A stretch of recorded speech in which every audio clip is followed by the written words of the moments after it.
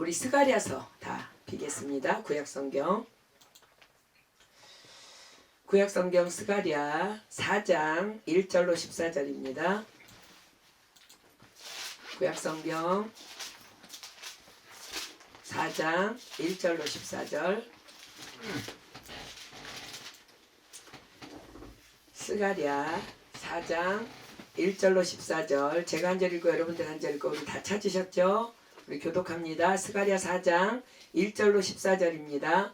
내게 말하던 천사가 다시 와서 나를 깨우니 마치 자는 사람이 깨우임 같더라. 그가 내게 묻되 내가 무엇을 보느냐. 내가 대답하되 내가 보니 숭금 등대가 있는데 그 위에 주발 같은 것이 있고 또 그 등대에 7 등잔이 있으며 그 등대 꼭대기 등잔에는 7 관이 있고 그 등대 곁에 2 감람나무가 있는데 하나는 그 주발 우편에 있고 하나는 그 좌편에 있나이다 하고 내게 말하는 천사에게 물어가되 내 주여 이것들이 무엇이니까. 내게 말하는 천사가 대답하여 가로되 내가 이것들이 무엇인지 알지 못하느냐. 내가 대답하되 내 주여 내가 알지 못하나이다. 그가 내게 이르가로되 여호와께서 스룹바벨에게 하신 말씀이 이러하니라. 만군의 여호와께서 말씀하시되 이는 힘으로 되지 아니하며 능으로 되지 아니하고 오직 나의 심으로 되느니라. 큰 산아 내가 무엇이냐. 내가 스룹바벨 앞에서 평지가 되리라. 그가 머릿돌을 내어놓을 때에 무리가 외치기를 은총이 그에게 있을지어다 하리라 하셨고 여호와의 말씀이 또 내게 임하여 가라사대 스룹바벨의 손이 이전에 지대를 놓았은즉 그 손이 또한 그것을 마치리라 하셨나니 만군의 여호와께서 나를 너희에게 보내신 줄을 내가 알리라 하셨느니라. 작은 일의 날이라고 멸시하는 자가 누구냐. 이 7은 온 세상에 두루 행하는 여호와의 눈이라. 다림줄이 스룹바벨의 손에 있음을 보고 기뻐하리라. 내가 그에게 물어가로되 등대 좌우의 2 감람나무는 무슨 뜻이니까 하고 다시 그에게 물어가로되 금기름을 흘려내는 2 금관 옆에 있는 이 감람나무 2가지는 무슨 뜻이니까. 그가 내게 대답하여 가로되 내가 이것이 무엇인지 알지 못하느냐. 대답하되 내 주여 알지 못하나이다. 가로되 이는 기름 발리온 자 둘이니 온 세상의 주 앞에 모셔섰는 자니라 하더라. 아멘. 우리가 읽은 본서의 저자인 스가랴는 바벨론에서 태어난 유다인 포로 2세로서 고레스에 의해 이스라엘의 포로 귀환 명령이 선포된 후에 바벨론에서 돌아온 이스라엘 백성들이 하나님의 명예에 의해서 성전을 재건하던 시기에 활동하던 선지자입니다. 오늘 본문은 본국으로 돌아온 이스라엘 백성들이 하나님을 향한 열정을 가지고 성전을 재건하는 열성을 보이자 이 성전 재건은 바사를 배반하기 위해 반란을 음모한 것이라는 중상모략으로 인해서 약 14년간 공사가 중단되어지고 그로 말미암아 백성들은 성전 건축이 하나님의 뜻이 아닌가 하는 회의에 빠지면서 성전 건축에 대한 열의가 완전히 식어버린 때에 하나님께서 스가랴 선지자에게 보여주신 스룹바벨에 대한 환상입니다. 자, 이 스가랴 환상 속의 주인공인 스룹바벨은 스알디엘의 아들이라고 성경은 소개합니다. 자, 스알디엘의 아들이라는 말은 다윗의 혈통을 이어받은 왕족임을 의미합니다. 우리가 지난주에 공부한 마태복음 1장은 아브라함을 시작으로 예수님을 낳은 다윗의 계보가 쭉 열거됩니다. 바로 그 계보에 이 스룹바벨이 등장합니다. 자, 마태복음 1장 12절로 가볼게요. 마태복음 1장 12절입니다. 42대에 걸친 계보 중에 마태복음 1장 12절 봅니다. 바벨론으로 이거한 후에 여고냐는 스알디엘을 낳고 스알디엘은 스룹바벨을 낳고 그렇습니다. 만약 바벨론에 의해 나라가 멸망당하지 않았다면 스룹바벨은 유대 왕위를 계승할 자였다는 것을 의미합니다. 스룹바벨은 또한 바벨론을 패배시켜서 장악한 바사왕 고레스와 어린 시절부터의 친구로 전해집니다. 스룹바벨은 그 고레스에 의해서 예루살렘 현지 총독으로 임명받아 1차 포로 귀환의 지도자로 예루살렘에 돌아옵니다. 그렇게 본국으로 돌아온 스룹바벨은 고레스의 명을 받아 당시 대제사장인 여호수아와 함께 예루살렘 성전 재건의 주역으로 활동합니다. 그러나 앞서 말씀드렸듯이 고레스를 모르는 왕이 일어나자 이 성전 재건은 바사를 배반하려는 것이라는 중상모략으로 인해 성전 재건이 중단되면서 대제사장 여호수아도 또 당시 유다 총독이었던 스룹바벨도 시리에 빠지게 됩니다. 그러던 어느 날 스가랴 선지자와 그 동시대에 활동하던 학개 선지자를 통해서 중단된 성전 재건을 위해 일어나라는 하나님의 명을 받고 여호수아와 스룹바벨이 일어납니다. 지금까지 얘기한 거 다 우리가 이미 공부한 내용입니다. 자, 학개 1장 14절로 15절 가볼게요. 학개서 1장 14절로 15절입니다. 학개서 1장 14절로 15절입니다. 여호와께서 스알디엘의 아들 유다 총독 스룹바벨의 마음과 여호사닥의 아들 대제사장 여호수아의 마음과 남은 바 모든 백성의 마음을 흥분시키매 그들이 와서 만군의 여호와 그들의 하나님의 전 역사를 하였으니 때는 다리오 왕 2년 6월 24일이었더라. 그리고 그때에 하나님께서는 학개 선지자를 통해서 스룹바벨을 이렇게 격려하십니다. 학개 2장 20절로 23절 내려와 보세요. 학개서 2장 20절로 23절입니다. 그달 24일에 여호와의 말씀이 다시 학개에게 임하니라. 가라사대 너는 유다 총독 스룹바벨에게 고하여 이르라. 내가 하늘과 땅을 진동시킬 것이요 열국의 보좌를 엎을 것이요 열방의 세력을 멸할 것이요 그 병거들과 그 탄자를 엎드러뜨리리니 말과 그 탄자가 각각 그 동무의 칼에 엎드러지리라. 나 만군의 여호와가 말하노라. 스알디엘의 아들 내 종 스룹바벨아 나 여호와가 말하노라. 그날에 내가 너를 취하고 너로 인을 삼으리니 이는 내가 너를 택하였음이니라. 만군의 여호와의 말입니다. 자, 뭐라고요? 내 종 스룹바벨아 나 여호와가 말하노라. 그날에 내가 너를 취하고 너를 인을 삼으리니 이는 내가 너를 택하였음이니라. 이 격려를 통해서 스룹바벨은 자신이 하나님께로부터 성전 재건의 주역으로 부름받았음을 확신하며 더욱더 굳은 마음으로 일어나서 백성들에게 성전 재건 공사를 다 열심을 다해서 시행하도록 촉구하므로 결국 바벨론에 의해 회파되었던 성전 공사가 스룹바벨에 의해서 이제 완공됩니다. 오늘의 본문 9절이 그것을 증거합니다. 자, 오늘 본문 9절로 한번 가볼래요? 오늘 본문 9절입니다.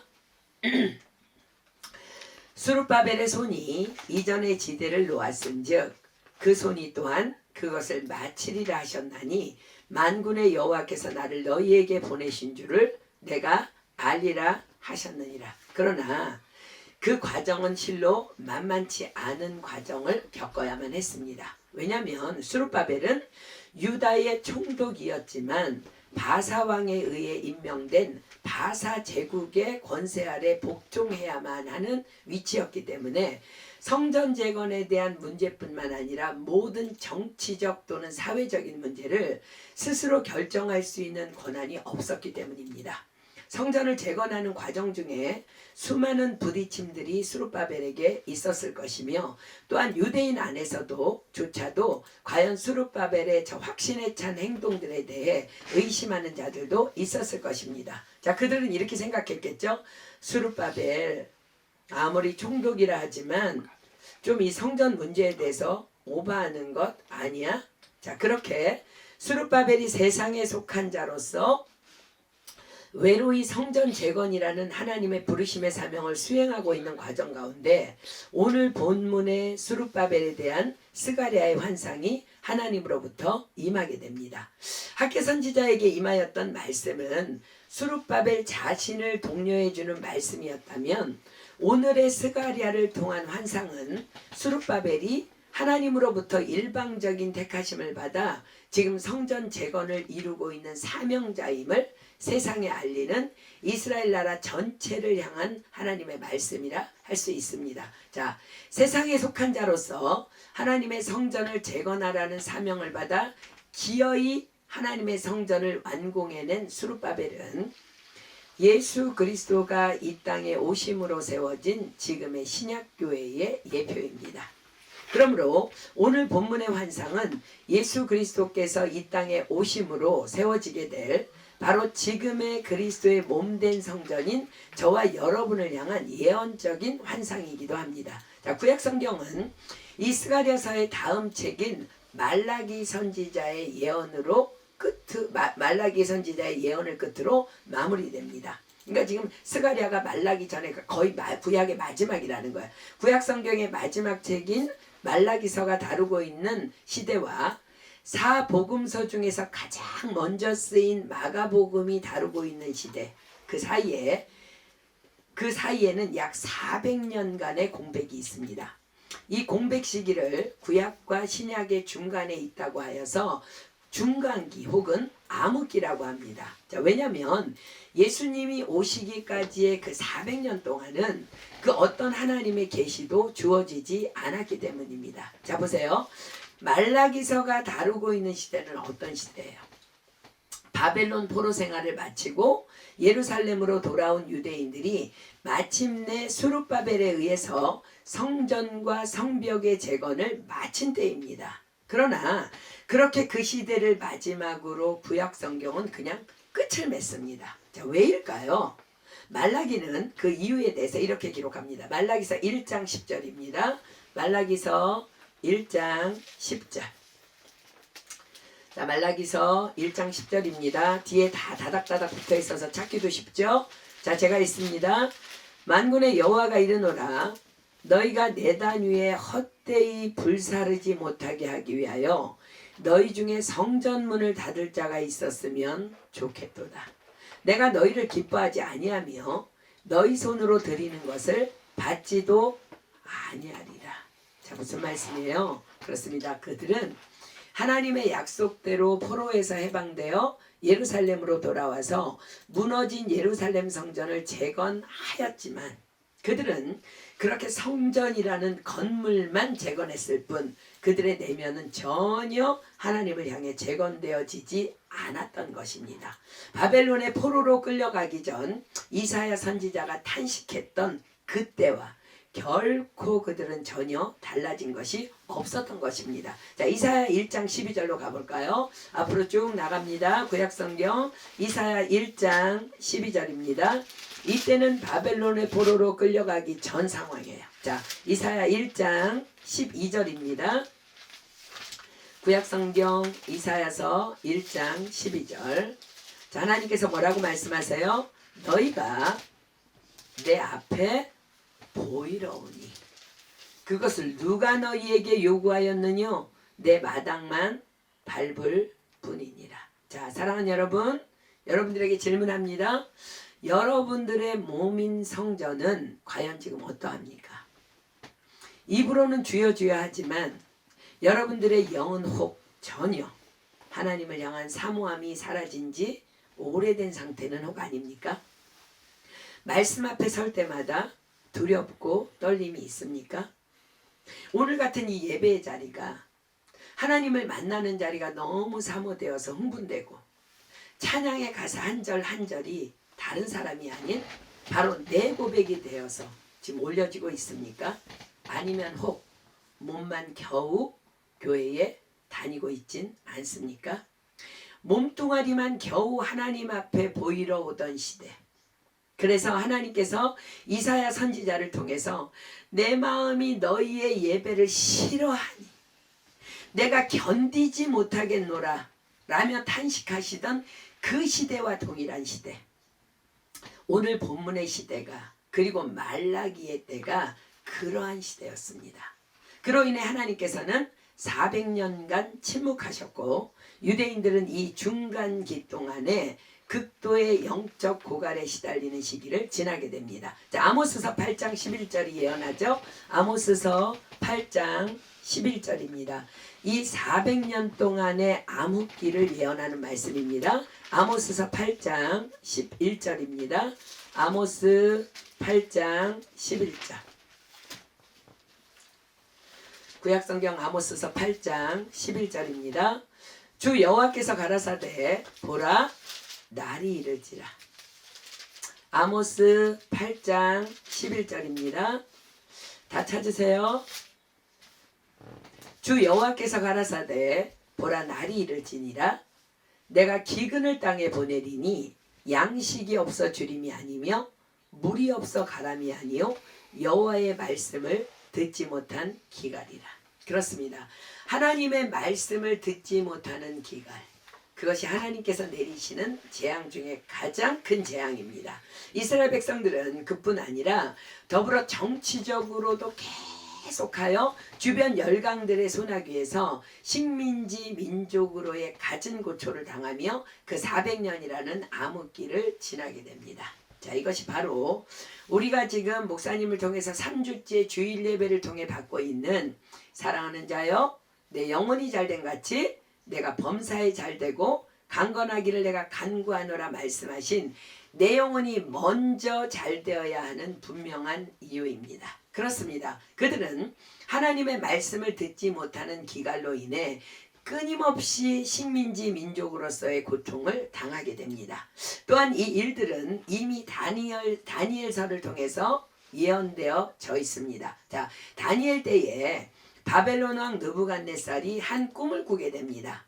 그 꿈은 한 큰 신상이 있는데 그 우상의 머리는 정금, 가슴과 팔은 은, 배와 넓적다리는 놋, 종아리는 철, 발은 철과 진흙으로 되어 있었습니다. 그런데 어떤 뜨인 돌이 신상의 철과 진흙의 발을 부서뜨리니까 신상이 다 부서져서 마치 겨같이 바람에 불려 다 날아가 버리고 온데간데 없고 우상을 친 그 돌은 태산을 이루어서 온 세계에 가득한 꿈이었습니다. 자, 확인해 볼까요? 다니엘서 2장 31절로 35절입니다.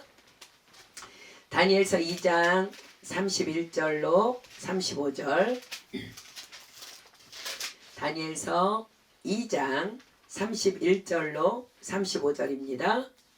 느부갓네살 왕이 꾼 꿈입니다. 다니엘서 2장 31절로 35절. 왕이 한 큰 신상을 보셨나이다. 그 신상이 왕의 앞에 섰는데 크고 광채가 특심하며 그 모양이 심히 두려우니 그 우상의 머리는 정금이요 가슴과 팔들은 은이요 배와 넓적다리는 놋이요 그 종아리는 철이요 그 발은 얼마는 철이요 얼마는 진흙이었나이다. 또 왕이 보신즉 사람의 손으로 하지 아니하고 뜨인 돌이 신상의 철과 진흙의 발을 쳐서 부서뜨리매 내 철과 진흙과 놋과 은과 금이 다 부서져 여름 타작 마당에 겨같이 되어 바람에 불려간 곳이 없었고 우상을 친 돌은 태산을 이루어 온 세계에 가득하였었나이다. 자, 이 꿈을 다니엘이 해석합니다. 정금으로 된 머리는 잘 들으세요. 바벨론 제국입니다. 은으로 된 가슴과 팔은 고레스에 의해 일어난 메데 바사 즉 페르시아 제국입니다. 자, 지금 우리가 본문의 그때죠. 자, 동으로 된 배와 넓적다리는 그 다음에 일어날 그리스 제국입니다. 그 다음에 철로 된 다리는 로마 제국입니다. 그 다음에 철과 진흙으로 된 발과 발가락은 로마 제국 이후에 일어나는 모든 나라들입니다. 지금 현재이겠죠. 자, 뜨인 돌은 예수 그리스도의 초림 즉 성육신과 예수 그리스도의 재림으로 이루어질 하나님의 나라입니다. 하나님의 통치와 주권은 그리스도의 초림으로 이 땅 위에 임하셨습니다. 그러나 하나님 나라의 최종적인 완성 즉 새하늘과 새 땅 그리고 우리에게 주시는 영생은 그리스도의 재림으로 성취될 것입니다. 자, 말라기가 누구의 통치 기간의 시대였어요? 페르시아. 그죠? 즉 말라기와 그리스도가 오신 400년이라는 암흑기 동안에 이스라엘은 그 다음에 일어난 그리스, 자 성경에는 헬라라고 나오죠. 즉 헬라와 그 다음 로마의 통치 아래에서 고통의 시기를 보내었다는 것입니다. 그리고 그때에 하나님께서는 어떤 말씀도 보내지 아니하시고 침묵하시다가 구약의 예언대로 그리스도를 이 땅에 보내어 주십니다. 하나님의 말씀이 아닌 말씀이신 하나님 자신이 친히 임하신 것입니다. 자, 사랑하는 여러분, 우리는 이미 예수님이 오신 신약 시대에 살고 있습니다. 예수님께서는 주는 그리스도시요 살아계신 하나님의 아들이시니다라고 고백하는 모든 사람의 믿음의 고백 위에 당신의 몸된 교회를 세우셨습니다. 즉 건물이 아닌 너희가 하나님의 성전인 것과 하나님의 성령이 너희 안에 거하시는 것을 알지 못하느뇨? 예수 그리스도를 주님으로 영접한 우리 몸을 거룩한 성전 되게 하셨다는 말씀입니다. 자, 과연 여러분은 지금 성전으로서 성전답게 살아가고 있는지요? 성전으로서 성전답게 살아가는 것, 그것이 무엇인지를 오늘 본문의 스가랴의 환상이 말씀해 주십니다. 자, 본문으로 가보겠습니다. 스가랴 4장 1절부터 봅니다. 내게 말하던 천사가, 스가랴 4장 1절입니다. 내게 말하던 천사가 다시 와서 나를 깨우니 마치 자는 사람이 깨우임 같더라. 자, 이게 무슨 말이냐면요, 스가랴 선지자는 여러분들이 스가랴서를 읽어보다 보면은요, 하나님으로부터 8개의 환상을 받게 되는데 오늘 본문의 환상은 그 중에 5번째 환상입니다. 이 말은 지금 그러므로 내게 말하던 천사가 다시 와서 나를 깨우니 라고 한 말은 4번째 환상에 취해 있는, 그래서 아직 그 환상에서 깨어나지 못하고 있는 스가랴를 다시 다른 환상으로 인도하는 과정을 묘사한 말이라 하겠습니다. 자, 2절입니다. 그가 내게 묻되 내가 무엇을 보느냐? 내가 대답하되 내가 보니 순금 등대가 있는데 그 꼭대기에 주발 같은 것이 있고 또 그 등대에 7 등잔이 있으며 그 등대 꼭대기 등잔에는 7관이 있고 그 등대 곁에 2 감람나무가 있는데 하나는 그 주발 우편에 있고 하나는 그 좌편에 있나이다 하고, 하나님께서는 환상을 보여주시며 천사를 통해서 스가랴에게 질문하십니다. 내가 무엇을 보느냐? 그러니까 스가랴가 본 환상은 이러합니다. 순금으로 된 등대, 등대는 등잔대입니다. 즉 등잔을 올려놓는 대인데 그냥 7촛대를 여러분들이 생각하면 돼요. 순금으로 된 등대에 7 등잔이 있고 그 등대 꼭대기 등잔에는 7관이 있고 그 등대 꼭대기에는 주발 같은 것이 있고 그 등대 곁에는 2 감람나무, 즉 올리브나무가 있는데 하나는 그 주발 우편에 있고 하나는 그 주발 좌편에 있는 환상을 봅니다. 그런데 스가랴는 분명히 보고 있는 이 환상이 무엇인지를 몰라서 오히려 천사에게 반문합니다. 자, 4절입니다. 내게 말하는 천사에게 물어가로되 내 주여 이것들이 무엇이니까? 내게 말하는 천사가 대답하여 가로되 내가 이것들이 무엇인지 알지 못하느냐? 내가 대답하되 내 주여 내가 알지 못하나이다. 그가 내게 일러 가로되 여호와께서 스룹바벨에게 하신 말씀이 이러하니라.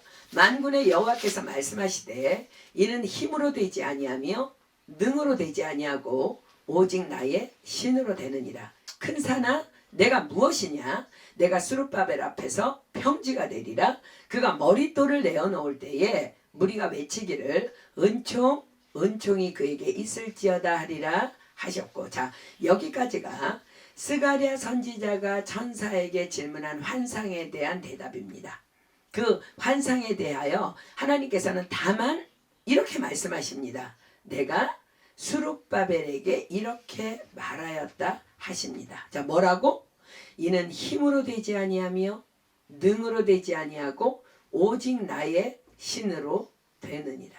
큰 산아 내가 무엇이냐? 내가 스룹바벨 앞에서 평지가 되리라. 그가 머릿돌을 내어놓을 때에 무리가 외치기를 은총이 그에게 있을지어다 하리라. 자, 지금 스룹바벨은 무엇을 하고 있는 중이에요? 성전 재건. 그렇습니다. 그렇다면 이 말씀은 성전 재건에 대한 말씀이며 그 환상 또한 역시 성전의 모습임을 우리는 알 수 있습니다. 자, 하나님께서 무너진 예루살렘 성전을 재건하고 있는 스룹바벨에게 무엇라고 지금 하셨다고요?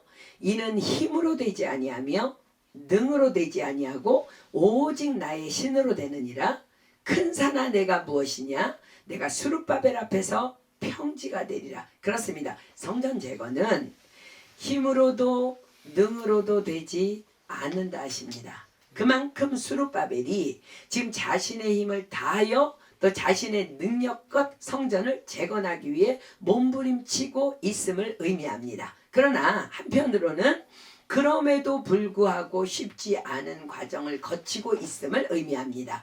그런 스룹바벨에게 하나님께서 말씀하십니다. 이는 힘으로 되지 아니하며 능으로 되지 아니하고 오직 나의 신으로 되느니라. 그렇습니다. 우리도 주님의 몸된 교회인 내 자신의 성전을 세우기 위해 또 내가 속한 교회 공동체를 세우기 위해 힘을 다하고 내 능력을 다하여 애쓰고 애씁니다. 자, 그러나 주님은 말씀하십니다. 이는 힘으로 되지 아니하며 능으로 되지 아니하고 오직 나의 신으로 되느니라. 자, 사랑하는 여러분, 그러나 착각하지 마십시오.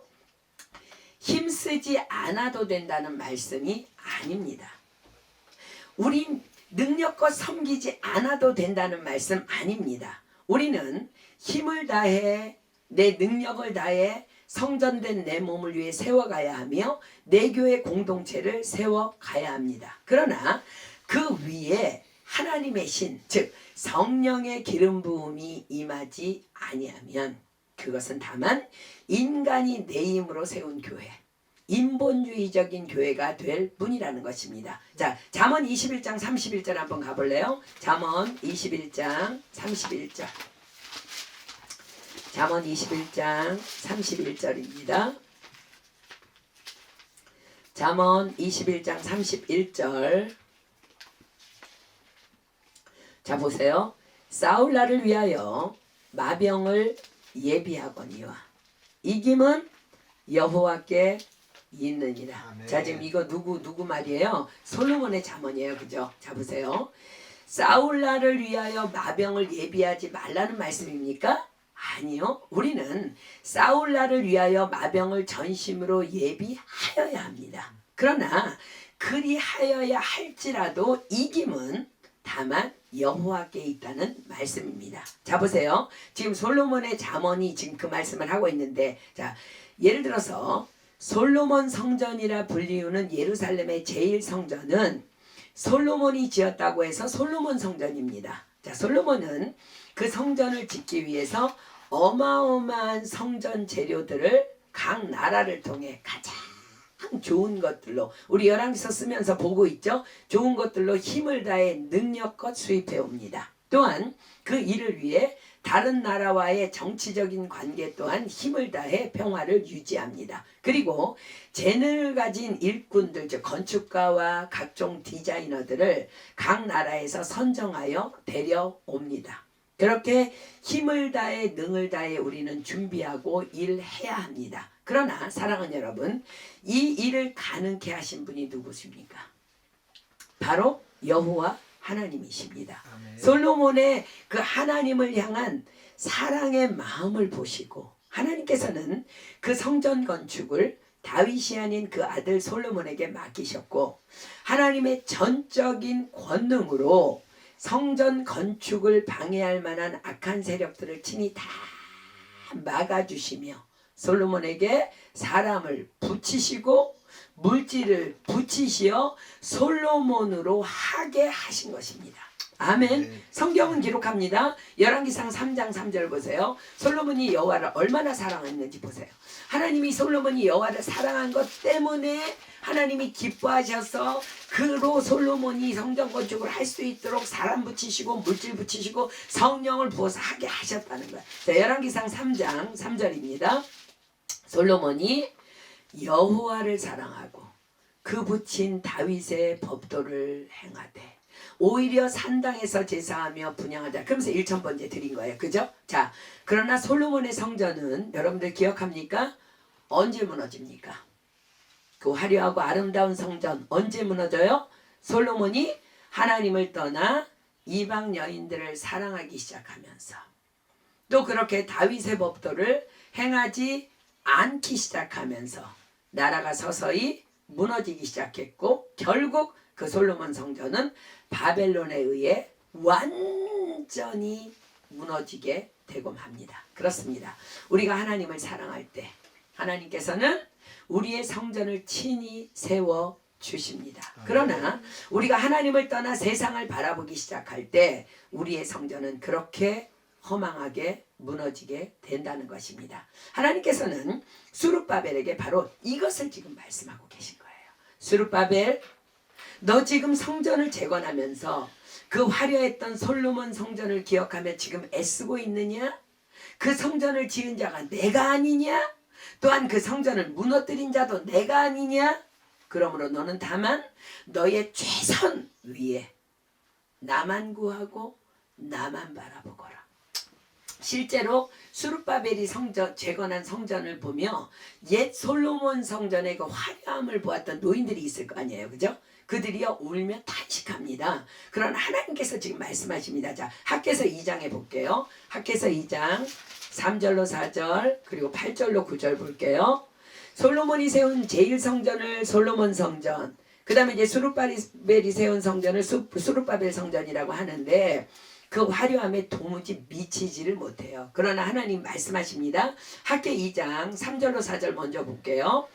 너희 중에 남아있는 자 곧 이전 영광을 본 자가 누구냐? 이제 이것이 너희에게 어떻게 보이냐? 이것이 너희 눈에 보잘것이 없지 아니하냐? 그러나 나 여호와가 이르노라. 스룹바벨아 스스로 굳세게 할지어다. 여호사닥의 아들 대제사장 여호수아야 스스로 굳세게 할지어다. 나 여호와의 말이니라. 이 땅 모든 백성아 스스로 굳세게 하여 일할지어다. 내가 너희와 함께하노라. 만군의 여호와의 말이니라. 자, 8절 9절 볼게요. 은도 내 것이요 금도 내 것이라. 만군의 여호와의 말이니라. 이전의 나중 영광이 이전 영광보다 크리라. 만군의 여호와의 말이니라. 내가 이곳에 평강을 주리라. 만군의 여호와의 말이니라. 자, 이전의 나중 영광이 이전 영광보다 크다는 것은 예수 그리스도께서 오셔서 이 신약 시대에 세우실 신약 교회를 지금 의미하고 있는 거예요. 그리고 성전 재건의 명을 받은 스룹바벨에게 뭐라고 말씀하세요? 이는 힘으로 되지 아니하며 능으로 되지 아니하고 오직 나의 신으로 되느니라. 큰 산아 내가 무엇이냐? 내가 스룹바벨에서 앞에서 평지가 되리라. 그가 머릿돌을 내어놓을 때 무리가 외치기를 은총이 그에게 있을지어다 하리라. 자, 보세요. 큰 산아 내가 무엇이냐? 내가 스룹바벨 앞에서 평지가 되리라. 스룹바벨의 성전 재건 과정 중에 여러 가지 큰 문제들이 성전 재건을 방해하고 있었다는 거예요. 그러나 주께서 뭐라고 말씀하세요? 큰 산아 내가 무엇이냐?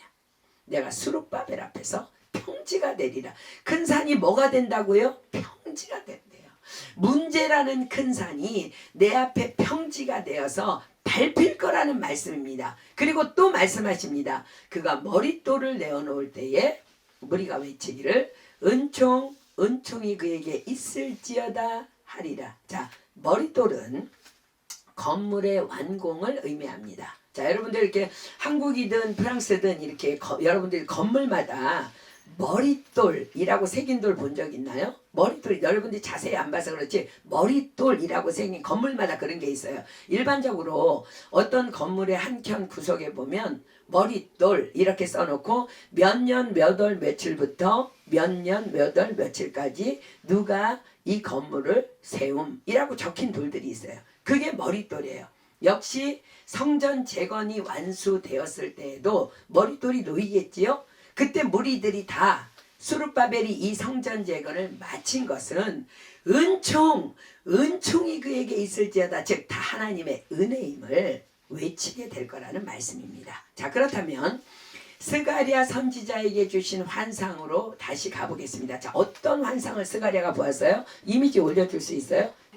자, 보세요. 여러분들 이미지 한번 보세요. 지금 스가랴가 어떤 환상을 보았는지 지금 이미지 요거를 그대로 뭐 거의 비슷한 제 마음에 제가 성경을 읽은 대로라고 100% 마음에 들진 않지만 아무튼 제일 마음에 드는 이제 이미지를 찾았는데 보세요. 순금으로 된 등대에 7등잔이 있고요.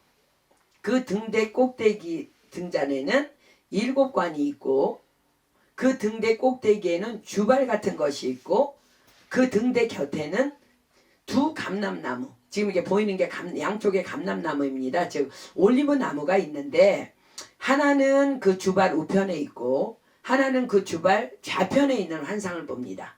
자, 이제 여러분들 어느 정도 이미지 이렇게 머리에 넣었죠? 다 알겠어요? 자, 보세요. 자세히 보세요. 지금 목사님이 들고 있어서 이제 팔 아프니까 내리겠습니다.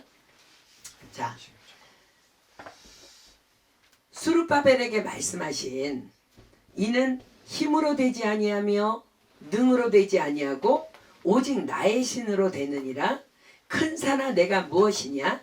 내가 수룹바벨 앞에서 평지가 되리라에 수룹바벨이 재건해야 할 교회의 청사진입니다. 자, 여러분들이 지금 이미지로 보신 것이, 자, 하나님이 친히 보여주신 우리 모두가 반드시 이렇게 재건되어야 할 성전의 청사진 하나하나, 자, 한번 설명해 보겠습니다.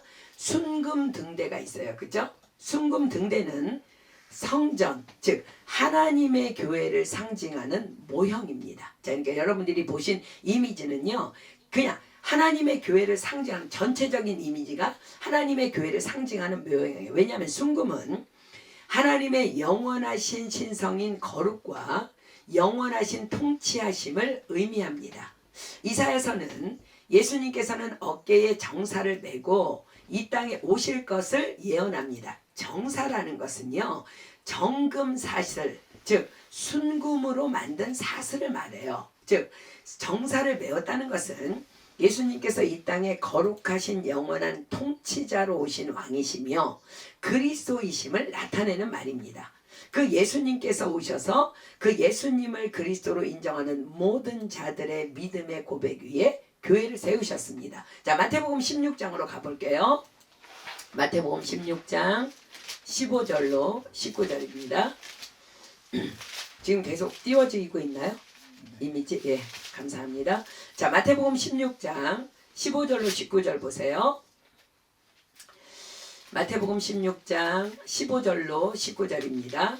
가라사대 너희는 나를 누구라 하느냐?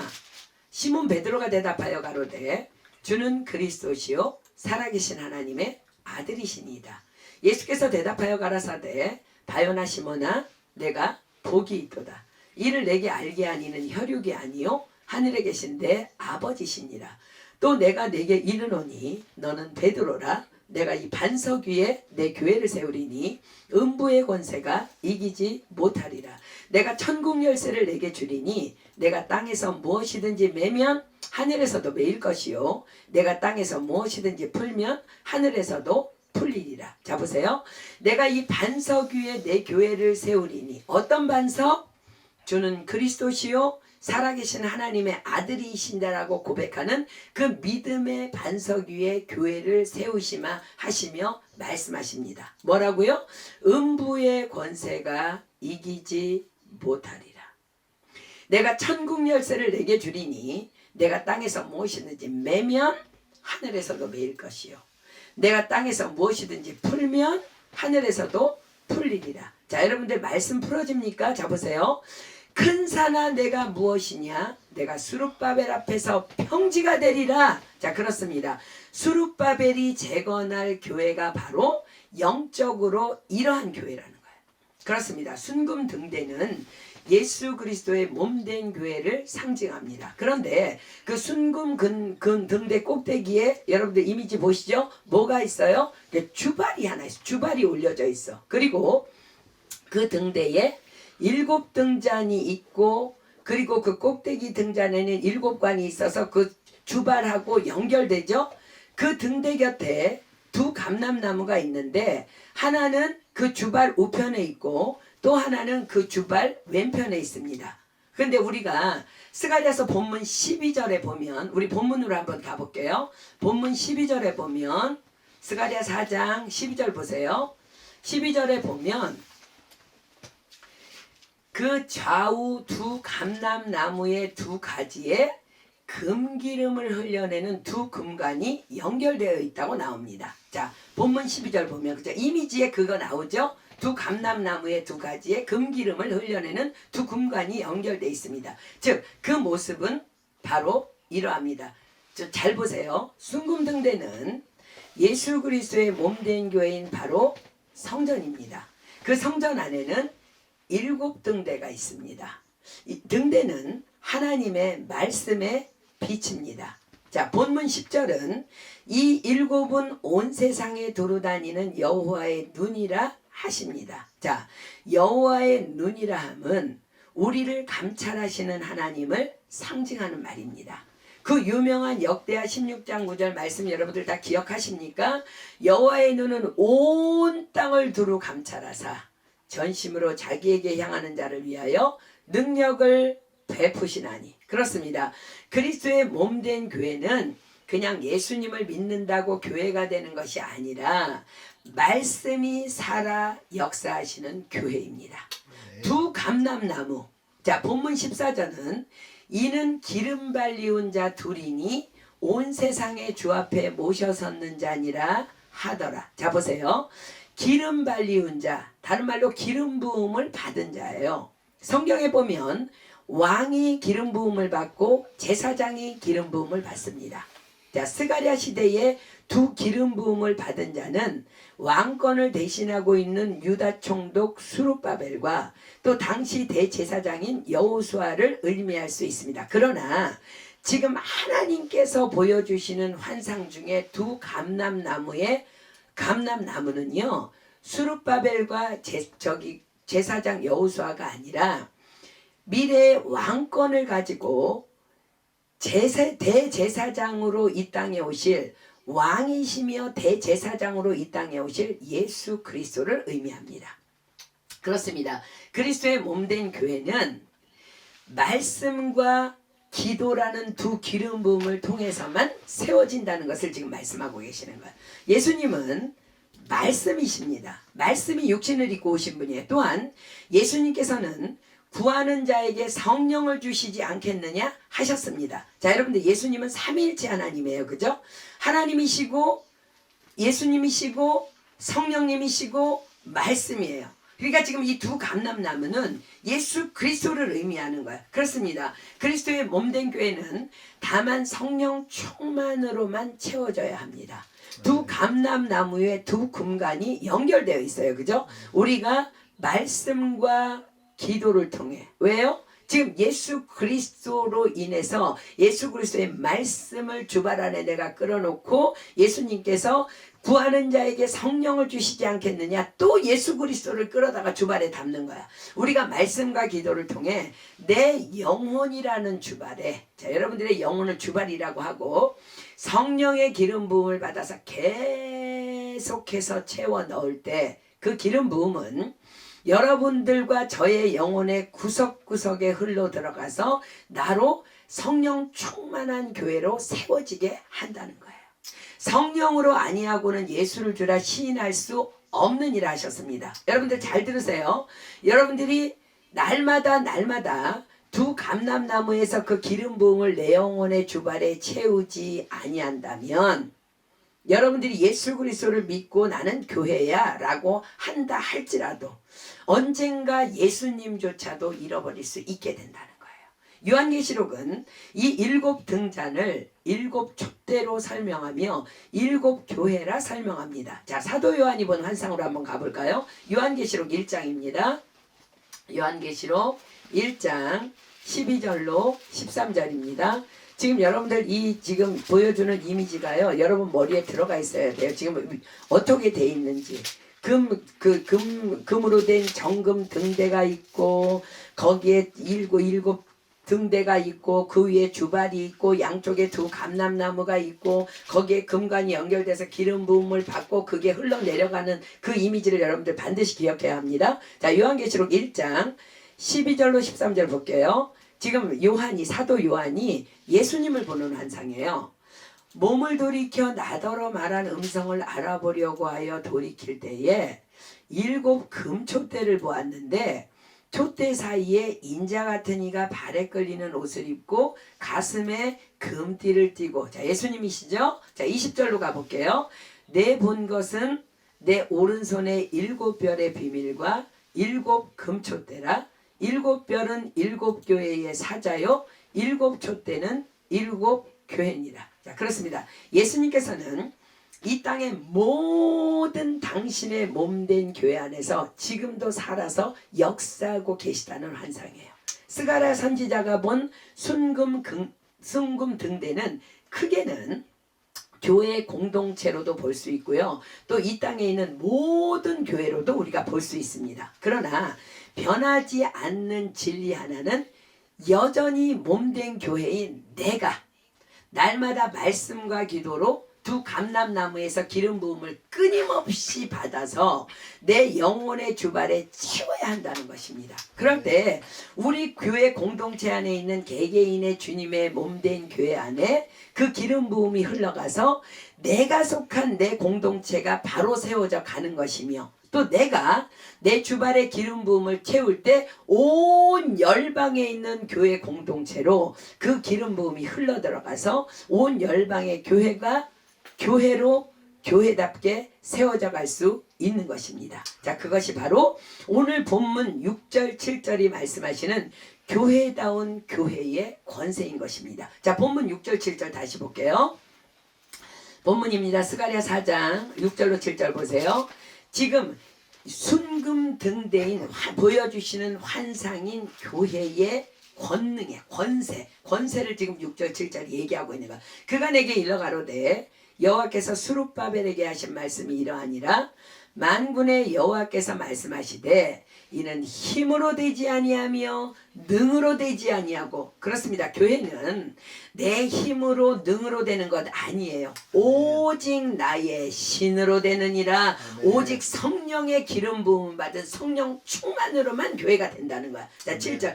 큰 산아 내가 무엇이냐? 교회 앞에 문제 있습니까? 내가 스룹바벨 앞에서 평지가 되리라. 그가 머릿돌을 내어놓을 때에 무리가 외치기를 은총이 그에게 있을지어다리라 하셨고, 오늘 스가랴의 환상을 여러분 머릿속에 그려서 새겨 넣으십시오. 그래서 여러분들이 아침마다 점심마다 저녁마다 기도할 때에 지금 그 환상은 교회된 내 모습이야. 내가 양쪽 감람나무에서 기름 부음을 내 영혼에 부어야 돼. 그래야 내 영이 살아. 내 교회 공동체가 살아. 온 열방이 살아. 그걸 알고 여러분들 기도하라는 거야. 이건 많이 교회라는 거야. 여러분, 솔로몬 성전이 교회가 아니라 스룹바벨이 세운 그 눈에 보이는 교회 성전이 아니라 이건 많이 교회가 교회되게 하는 것이며 세상을 이길 힘인 것입니다. 이것이 바로 예수님께서 교회를 향해 말씀하신 음부의 권세가 이기지 못하리라의 교회의 권위입니다. 성령 충만한데 음부의 권세가 어떻게 이겨요? 그죠? 또한 이것이 바로 이는 힘으로 되지 아니하며 능으로 되지 아니하고 오직 나의 신으로 되느니라의 영적 해석입니다. 날마다 이러한 교회다운 교회가 되어서 여러분들이 세상을 위해서 기도해야 합니다. 여러분들이 교회다운 교회 뭐라고요? 양쪽 감람나무에서 계속해서 기름 부음을 공급받아야 되는 거야. 날마다 말씀 읽어야 합니다. 날마다 하나님의 말씀대로 말씀 붙잡고 기도해야 합니다. 그것이 교회라는 거야. 여러분들 그렇게 교회다운 교회가 되어서 세상을 위해서 기도할 때 그것이 바로 천국 열쇠를 사용하는 법이라는 거야. 주께서 지금 뭐라고 말씀하셨어요? 마태복음에 내가 천국 열쇠를 내게 주리니. 교회다운 교회의 기도의 능력이에요. 천국 열쇠는 내가 땅에서 무엇이든지 매면 하늘에서도 매일 것이요, 내가 땅에서 무엇이든지 풀면 하늘에서도 풀리리라. 이것이 바로 큰 산아 내가 무엇이냐? 내가 스룹바벨 앞에서 평지가 되리라의 영적 해석입니다. 아멘. 여러분들이 이런 교회가 될 때에 우리의 기도는 반드시 온 세계를 움직이는 그 능력으로 응답받게 된다는 거예요. 지금 우리는 특별히 코로나를 지나고 있기 때문에 우리는 바로 하나님께서 원하시는 이 교회로 우리는 바로 세워져야만 합니다. 아멘. 순금이라는 건요, 거룩한 거예요. 순결한 거예요. 교회는요, 거룩하고 순결해야 돼. 근데 여러분들이 만약에 잠자리에 일어나서 핸드폰을 통해서 유튜브 먼저 보고 소식 먼저 듣고 기도하지 아니하고 말씀 보지 아니하고 그냥 여러분들이 그 세상으로 나가면 여러분들 거룩을 잃어버린 교회는요, 그냥 능력의 상실이에요. 만약 내가 교회라는 이름만 갖고 있지 내 이 영혼의 주발에 기름 부음이 먼저 흐르지 않는다면, 기름 부음이 없다면 나에게는 그 어떤 영권도 능력도 다 빼앗긴 채, 하물며 가족 안에서조차도, 하물며 사회에서도, 하물며 교회에서조차도 밟혀버리는 맛을 잃은 소금처럼 버려질 것이라는 경고의 환상이기도 합니다. 자, 이런 교회의 세상을 향한 권위를 보십시오. 자, 하나님께서 말씀하십니다. 본문 8절로 갑니다.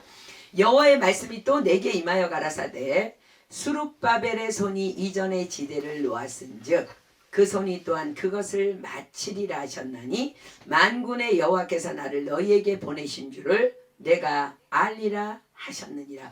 우리 개인 한 사람 한 사람이 바로 이러한 교회로 세워질 때에 세상은 우리를 향해 정말 하나님께서 보내신 교회라 인정하게 될 것이라는 것입니다. 아멘. 자, 교회의 본질이 뭐예요? 순금이에요. 순금. 거룩이라는 거야. 깨끗이라는 거야. 자, 본문 10절 보세요. 작은 일의 날이라고 멸시하는 자가 누구냐? 이 일곱은 온 세상에 두루 행하는 여호와의 눈이라. 다림줄이 스룹바벨의 손에 있음을 보고 기뻐하리라. 잡으세요. 작은 일의 날이라고 멸시하는 자가 누구냐? 여러분들 가운데 요즘에 낭망하고 실망한 사람들이 있습니까? 그리고 또 오늘 또 말씀과 기도. 말씀과 기도요? 언제까지 그것만 하고 있어요? 화려한 솔로몬 성전 이제 우리도 세워야지요. 과연 그러합니까? 아니요. 하나님 없는 화려한 솔로몬 성전 바벨론에 의해 무너져 내렸음을 기억하십시오. 그러나 초라해 보여도, 오늘이 너무 적은 일의 날같이 여겨져도, 그저 애기 엄마들은 애기 기저귀나 갈고 있는 것 같아 보여도, 그저 학생들은 학교도 못 가고 인터넷 앞에서 그냥 공부는 하고 있는 것 같아 보여도, 오늘 내가 그 두 감람나무를 통해서 말씀과 기도로 내 영의 주발을 채워나갈 때 주님께서 말씀하십니다. 다림줄이 수룹바벨의 손에 있음을 보고 기뻐하리라. 자, 다림줄이 누구 손에 있다고요? 수룹바벨의 손. 교회의 손에 있다는, 내 손에 있다는 것. 수룹바벨이 뭐의 표상이라고요? 재건된 그리스도의 몸된 교회인 성전의 표성입니다. 그렇습니다. 우리가 이런 교회가 될 때 세상의 다림줄이 뭐예요? 세상을 바르게 측량하는 기준이에요. 다림줄이라는 것은. 세상을 측량하는 기준은 교회의 손 안에, 즉 교회된 나에게 있게 된다는 거예요. 그런데 왜 지금은 세상에서 교회가 그토록 비난을 받고 있어요? 우리 안에 기름 부음이 없으니까. 거룩을 잃어버리니까 온통 교회들이 순금등대가 아니라 그냥 혼합한 술이 섞은 등대야. 교인들인데 성경을 읽지 않아. 여러분들 성경 몇 독하셨습니까? 우리 사랑하는 은혜교회 식구들, 오늘 이 말씀 흘려보내지 마십시오. 성경 읽어야 합니다. 아멘. 그것만이 말씀과 기도로만 거룩해지는 거예요. 여러분들 기도해야 합니다. 첫 시간에 엉뚱한 거 보지 마세요. 여러분의 영혼의 그릇에 말씀과 기도로 먼저 채우세요. 그것이 하나님을 대접해드리는 거고, 대접받기를 원하는 대로 너도 대접을 받는다고 말씀하셨어요. 자, 그러나 이 기름 부음이 우리에게 임할 때 우리 안에 어떤 놀라운 일들이 일어나는지 볼까요? 다음 이미지 한번 보여주실래요? 이사야 11장 2절의 말씀이 우리 안에 그대로 기름 부음으로 흘러간다는 거. 이사야 11장 2절입니다. 이사야 11장 2절 펴보세요. 이사야 11장 2절.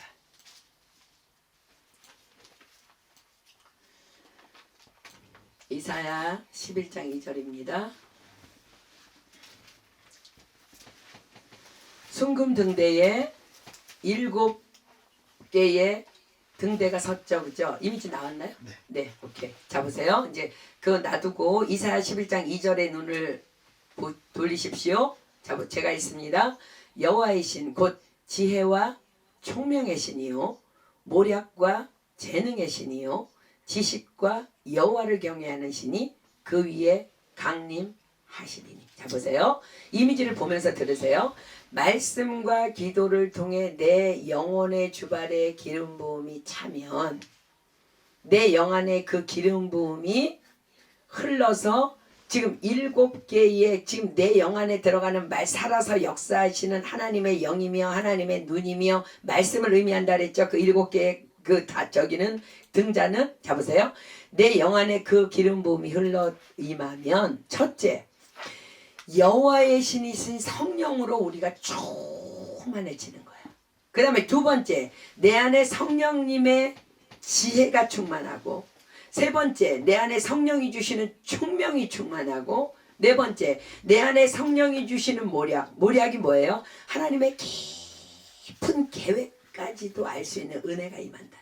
성령 충만하면 내 영 안에서. 그 다음에 다섯 번째 하나님께서 주시는 재능, 즉 내게 주신 달란트를 100% 사용할 수 있는 그 지혜. 여러분들 사회생활할 때 공부할 때 너무 필요하잖아요. 그죠? 그 다음에 여섯째 내 안에 하나님을 아는 지식. 여러분들 하나님을 아는 것이 영생이라고 그랬어요.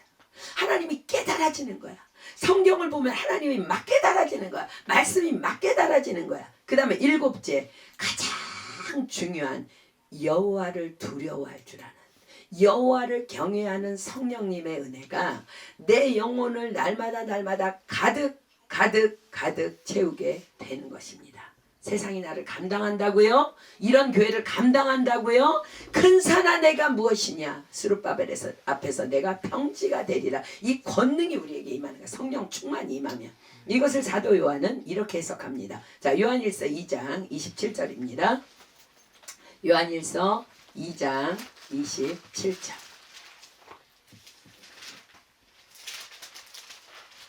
저는 여러분들이 오늘 이 정말 스가랴가 본 환상의 이미지가 여러분 안에 정말 주님 오시는 그날까지 박히기를 소망합니다. 자 보세요. 요한일서 2장 27절입니다. 너희는 주께 받은 바 기름 부음이 너희 안에 거하나니 아무도 너희를 가르칠 필요가 없고 오직 그의 기름 부음이 모든 것 뭐예요? 지혜와 총명과 재능과 모력과 지식과 여호와를 경외하는 신 모든 그 신들이 우리에게 운행하면서 모든 것을 너희에게 가르치며 또 참되고 거짓이 없으니 왜요? 거룩하니까.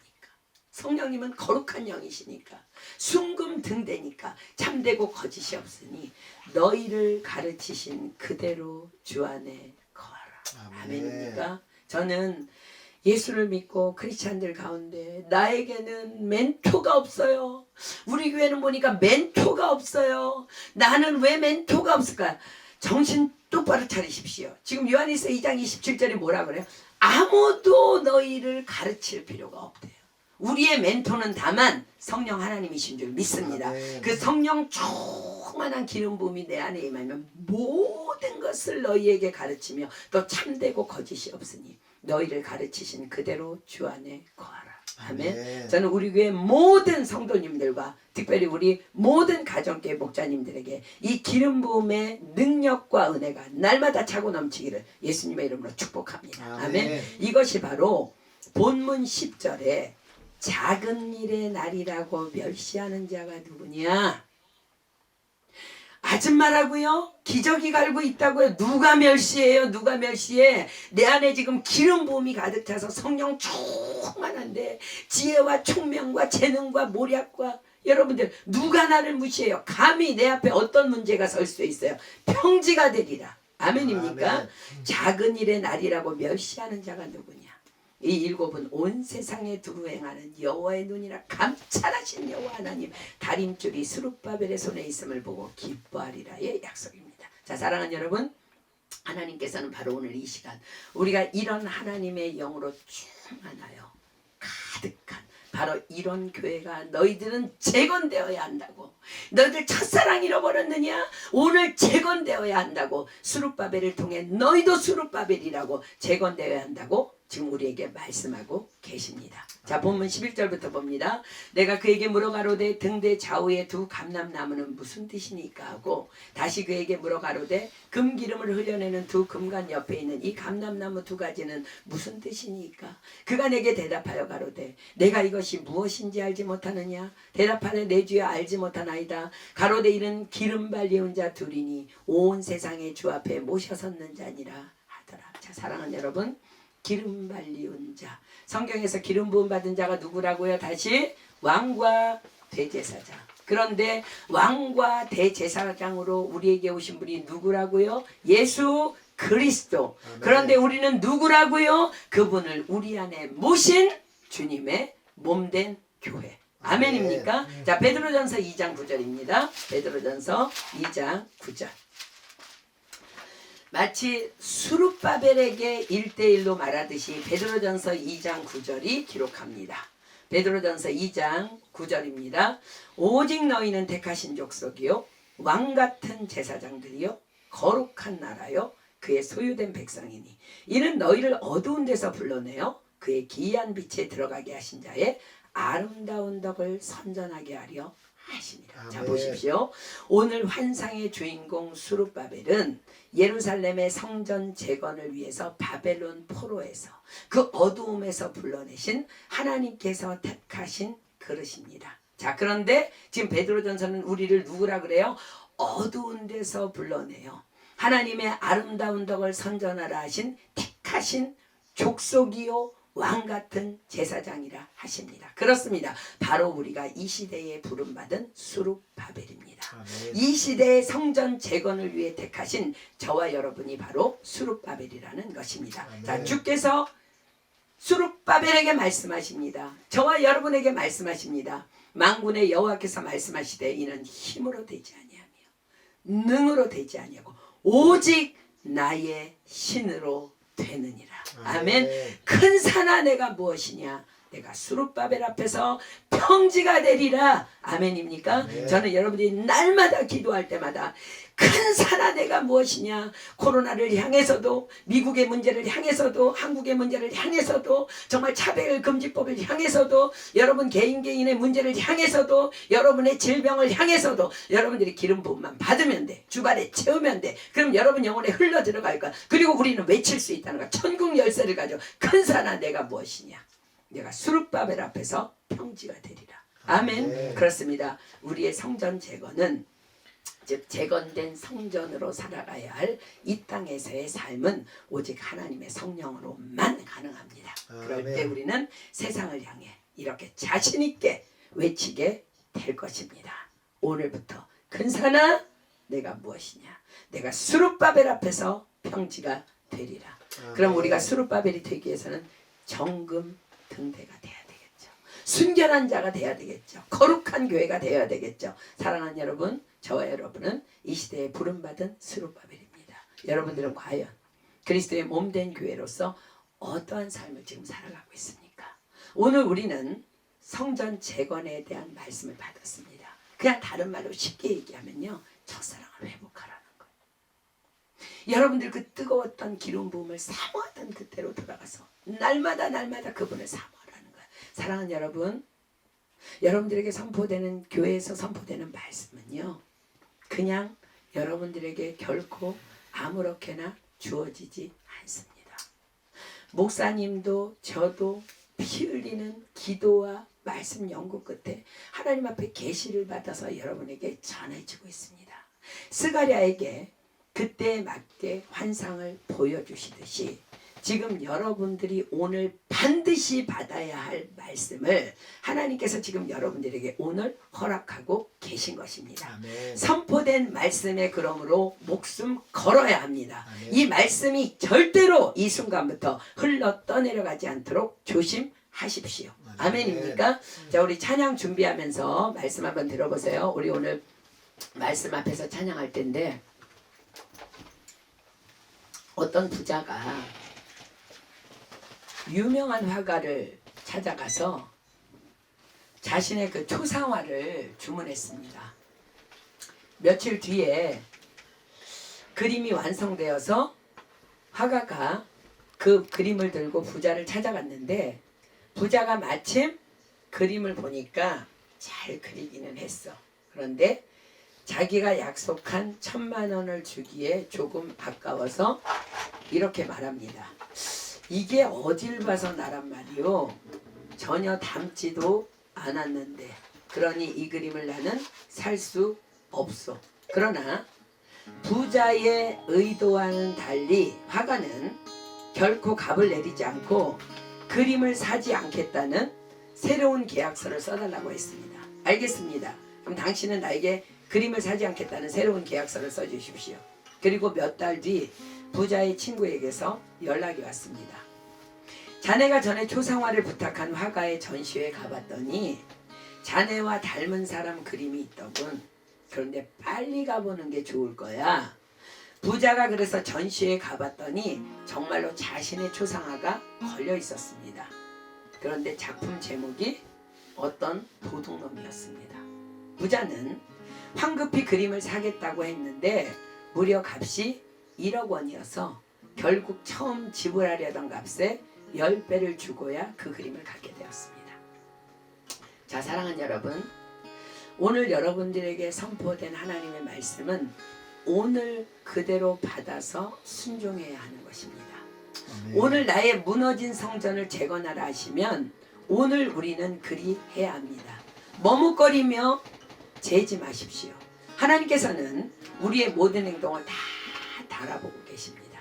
만약 여러분들이 오늘도 성전을 재건하는 일에 머뭇거린다면 또 내일 아침부터도 일어나서 말씀과 기도가 아닌 세상 것으로 여러분의 영혼을 먼저 채우기 시작한다면 내 영혼은 어느 날 10배의 대가를 치루어야 할지도 모릅니다. 오늘 우리 말씀 생각하면서 이렇게 찬양했으면 좋겠습니다. 말씀 앞에서 경외함으로 주께 홀로 섭니다.